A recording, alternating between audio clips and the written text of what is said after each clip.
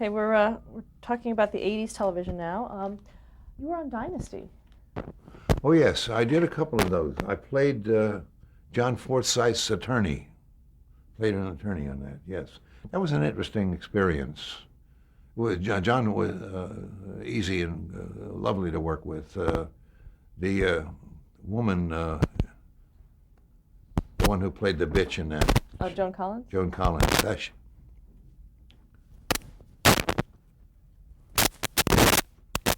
It was interesting to see her.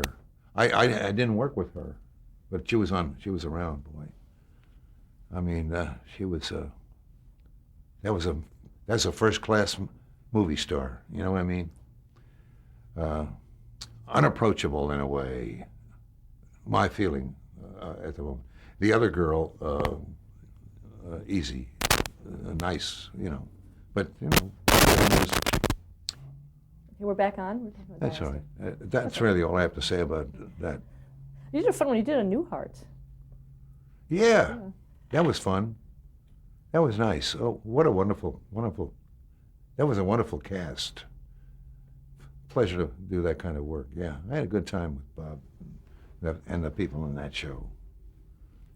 You also did in 1987 a Knots Landing. Knots Landing, yes, I did one of those. Yeah, I played another attorney. Yeah. And then in 1991, you were on Santa Barbara.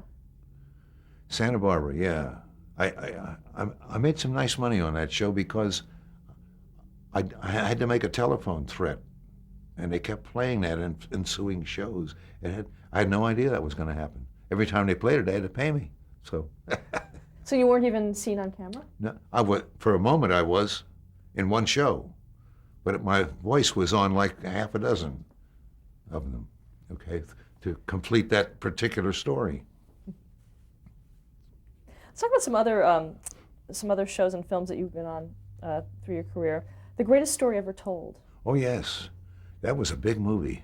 George Stevens was the director producer of that show. That movie cost $18 million back in a time when things were costing $1 and $2 million. That went on forever, but everybody in Hollywood was in that movie. I mean, everybody in Hollywood was in that. John Wayne, Shelley Winters. I played a Pharisee in the temple at Capernaum. You had and it was interesting because we were out on location in Arizona, not Arizona, Pyramid Lake, Nevada. Pyramid Lake in Nevada was Galilee, okay, Sea of Galilee and so on. And it was interesting because we lived in trailers and we ate in a big, almost like a circus tent. The disciples had their own table. The Pharisees had their table. I mean, it was the weirdest way that this cast ate. It was very strange. Also, we were, I don't know, so many miles away from Reno, okay? And George Stevens was working this company 7 days a week. Well, after like the second or third week up there, everyone says, we need a break. So they got a bunch of buses, and on a Saturday afternoon, they drove, anybody who wanted to go, they drove us into Reno. And they said, these buses are coming back at 11 o'clock that night. Well, the disciples, they all had their beards and all. They're in gambling.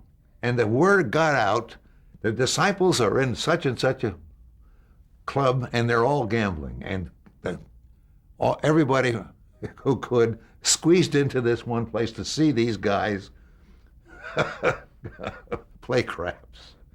But it was funny the way that it was set up. This one table was for the fact you couldn't sit with the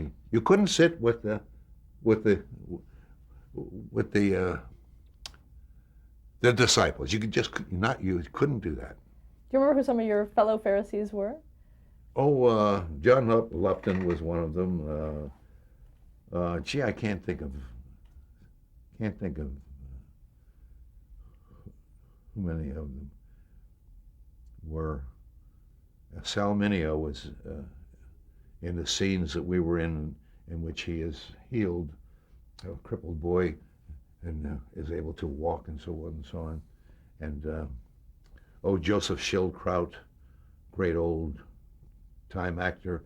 And there's another wonderful old man whose name I can't think of, who was an absolute wonderful actor. He was a Pharisee. But everybody was in it.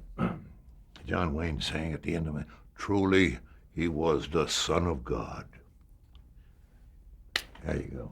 Anyway, we were on that thing for a couple of months. Some of those guys were in that movie for almost a year, you know. Well, that was an interesting, it was the biggest budget movie I was ever in, I'll tell you that. Of all the movies I made at Universal, you couldn't have, those budgets, you wouldn't begin to approach 18 million. The Universal budget in those years was $500,000, $600,000 a movie. The first $1 million movie they ever made was a Western called Winchester 73 that starred Jimmy Stewart. And that movie cost $1 million, and that was big. That was, wow. Universal had made $1 million movie. Yeah. Totally switching gears. Talk about your early film, Attack of the Crab Monsters. Oh, Attack of the Crab Monster and Rock All Night. Those were two films I did for Roger Corman.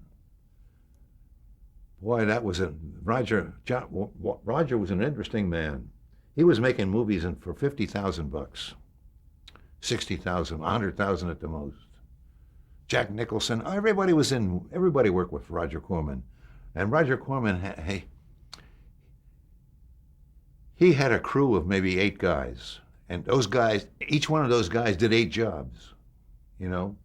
It was so illegal you couldn't believe it. I mean, I shouldn't say that. It wasn't illegal. It was just so irregular. But it was a job. And, you know, you took what you got. You know, you had to work. And he made his films in 2 weeks. And how was he to his actors? He was fine. Yeah, you know, he's good. No problem. You know, you had to know what you were doing, and you had to know, you had to know your work. You couldn't come in and stumble around. Believe me, it wasn't time for that. And if believe me, Roger was smart in a way too. Roger knew who was doing what and who could handle this work. Anyway, so yeah. So anyway, those were interesting. I was happy to have those jobs at the time. I think I got $600 a week for 2 weeks, and boy, that was okay. Rancho Notorious. Oh, Rancho Notorious. Now that was a Western. That was the second movie I was ever in. That was directed by the great Fritz Lang, the great German director who directed M and Metropolis and and it starred Marlene Dietrich. I was doing a play at the Circle Theater in Hollywood, and in that play was a woman named Celia Lofsky. And Celia Lofsky was an ex-wife of the great German actor Peter Lorre, and a friend of a German screenwriter who worked at MGM. And they were friends, of course, with Fritz Lang. So Fritz Lang would come to see the rehearsals of this little play and sit in this little theater and watch Celia Lofsky and the rest of us work and rehearse. So Fritz Lang said, I'm going to make this movie and I have a little part in there for you. And I played a guy in Marlene Dietrich's gambling hall who spun the Pharaoh wheel. And I had one line, said, the wheel is spinning. I said that line, maybe 25 times. The wheel is spinning. And Dietrich is as far away from me as you are.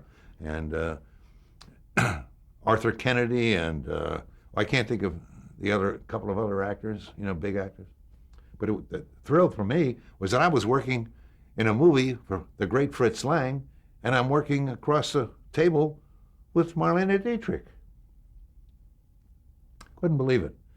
This guy from a tiny little coal town up in Pennsylvania, and I mean, it was unbelievable. But there it was. And I had one day on that movie too. That was great. That was my second movie.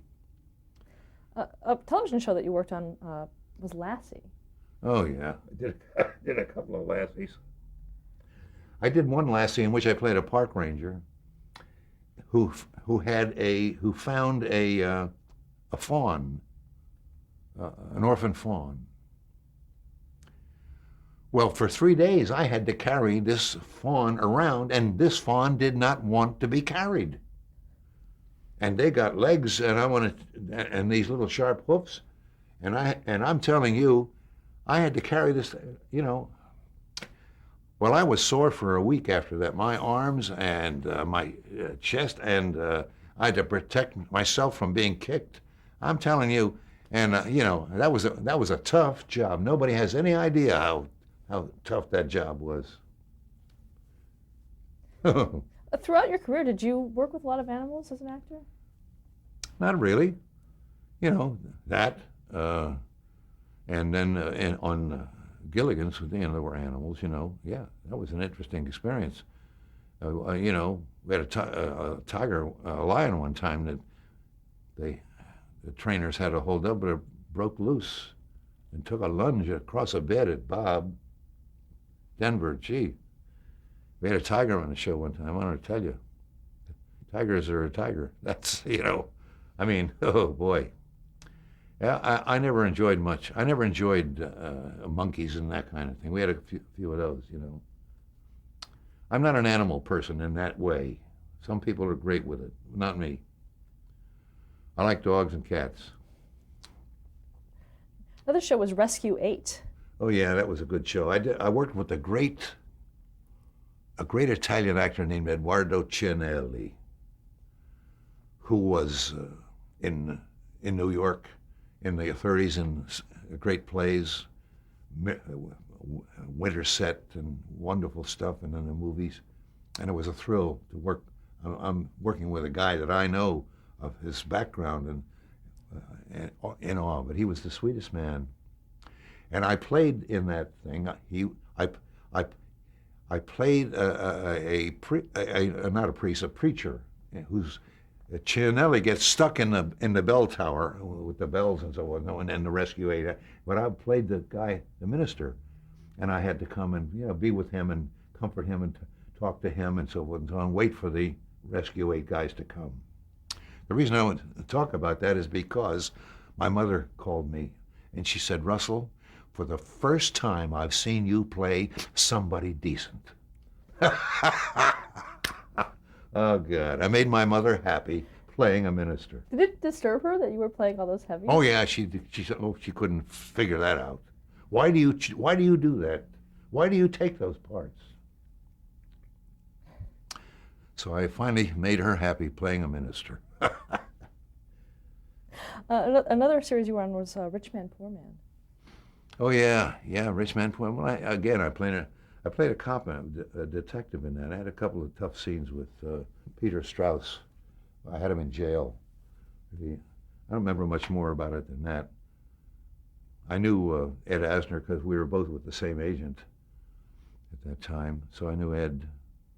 He was wonderful in that series, boy. And of course, look what happened to the other guy in that show. Went on to have a big career. I can't think. I'm so bad with names now, I have to look at my shirt to find out who I am half the time. In all the years that you've been acting, are there certain people that you always seem to find yourself against in terms of getting the same part? Were you grouped in with some other actors on that? Well, yeah, there were actors that were always up for the same things. And again, boy, names are leaving my head so fast I can't tell you. But yeah, I can't think of who they were. There were many times that I wanted a part that somebody else got and could have done better, felt, you know. We all feel that way, sure. What do you think has been the greatest career achievement that you've had? Making a living for 40 years, doing what I wanted to do, being able to raise a family. I never made a lot of money, but I raised my kids, got a house, had a wife, had a life out of being an actor, which I thought, wow, I'm very grateful for that. And I'm grateful, you know, I'm happy about some of the things I've done, the Twilight Zones in particular. I'm proud of those. And I've done a lot of work that I'm not proud of. But I mean, it was work, it was jobs, you know, and you were going from job to job to job to job doing your thing. And I wanted to say, I wanted to talk for a minute about Paul Henreid, if I might. Paul was very responsible for getting me started in the film business, as he was for a number of actors and actresses in the time, because he was producing, directing, and starring in independent films. And he and I and my wife and his wife, we became friends. And he had a home out in Brentwood, and he would invite us out. At his home, I have had dinner with Charlie Chaplin and Paul Henreid and his wife. I've met Betty Davis through Paul, because Paul had done 3 pictures with, and they were great friends at Warner's. And Joan Harrison, who was producer for Hitchcock. And one time, my wife and I were sitting around the pool outside on a Saturday afternoon, waiting. Paul had to do something, and there was somebody swimming in the pool, and she got out of the pool and said hello, and it was Hedy Lamarr. You know, and Paul and his wife Liesl were absolutely wonderful, good friends. Paul was a very, very important person in the careers of in starting the careers of a lot of people, and I'm forever grateful to him and his dear wife for what he did for me professionally and for their friendship. I honor that man. What advice would you give to an aspiring actor? Well, I think it's like anything else. I think you have to be prepared. I think you have to prepare yourself. And that may be by studying with this teacher or that teacher, somewhere you make a connection. I think that's very important. There are actors and actresses who have not studied and are gifted and wonderful, and that's fine. If you're one of those people, that's great. But for the most part, most of us have to really learn how to do what we do. And that takes some study, and it takes being part of acting groups in which, you know, you may be working professionally, but you're still learning, still honing what you do. But so I think preparation is everything. And that means studying here or there and continuing to study and to be a part of a group, if you can be part of a group that's doing plays. And persevere. You know, the interesting thing about this is you start out in the business with a lot of people, and you end up so many years later, and those people aren't around anymore. Not that they're dead, they've fallen away one way or another. One of my agents in the past used to have a sign on the wall about this word, perseverance. You can have all the talent in the world, but if you don't persevere, if you don't stick to it, if you don't, it doesn't mean anything, you know. And I know of talented people who just didn't make it one way or another. And also, well, that's my advice in a sense to a young actor. I also would say it's also a crapshoot. You know, there's a lot of this stuff is not in your hands. But you have to be prepared for when opportunity comes to you, and you have to recognize when opportunity comes to you. In my own experience, I recognize now that there were opportunities that came to me that I didn't see. I didn't recognize that it was an opportunity at one time or another. But if you can be prepared and opportunity presents itself, that's the way it should happen. That's good. But you got to be able to recognize it, and you got to be prepared. Was there ever a time that you thought that you didn't want to persevere anymore, that you wanted to drop out or thought about dropping out? No, only that time when I was studying, and I was in it for 3 months, and I said, I can't do this, I'm going to get hurt. And then all of a sudden, bam, I realized, but no, what the heck? I've always felt fortunate that I was able to do this, and, and still feel that way. Do you feel there's a particular style to your acting? I wouldn't know, really. I just try to be as truthful as I can, How do you normally prepare for a role? Well, it depends on, if you're talking about the theater, or you do it a certain way in the theater and you do another way in film. Film is much faster in the sense. You have to really, in the theater you have the rehearsal period to develop it all. Film requires it very fast. And I don't know, now I've been at it enough times that it begins to happen. It begins to come to me and I think about it and think about it and think about it.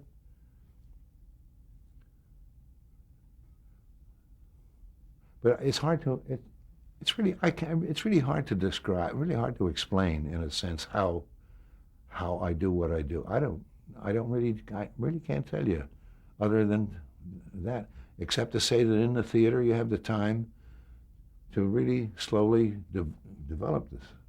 Do you prefer one over the other? Huh? Do you prefer one over the other theater? Well, each one has its own. Yeah. The theater, the response is wonderful. It comes out to the audience and it comes back. And it's now. It's happening now. In film, you don't know that. You don't feel that. You don't get it.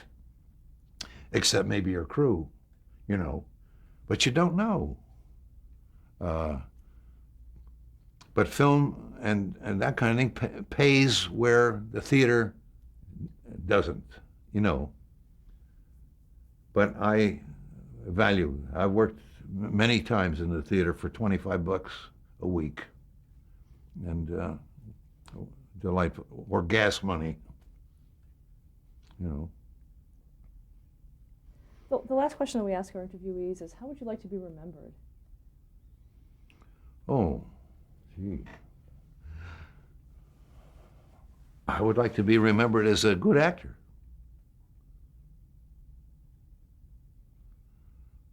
A good actor. And how myself and 2 other guys won the Second World War. I did it in the Pacific, and it took 2 of them to do it in Europe. Now, I'm a World War II veteran, and I'm proud of my time in the service. And you were injured in combat as well. Oh, yes. I flew 44 missions in the 13th Air Force in a B-25. I was a navigator bombardier. Got shot down on my 44th mission over Zamboanga in the Philippines. Zamboanga, on Mindanao on the 4th of March, 1945. Got picked up out of the water by the Army Air Sea Rescue people. Anyway, but I did my stuff. And I'm proud to be part of the greatest generation, so to speak. For the Archive of American Television, thank you so much for sharing your story with us. It's been my pleasure, Thank you. Okay? Well, that's terrific.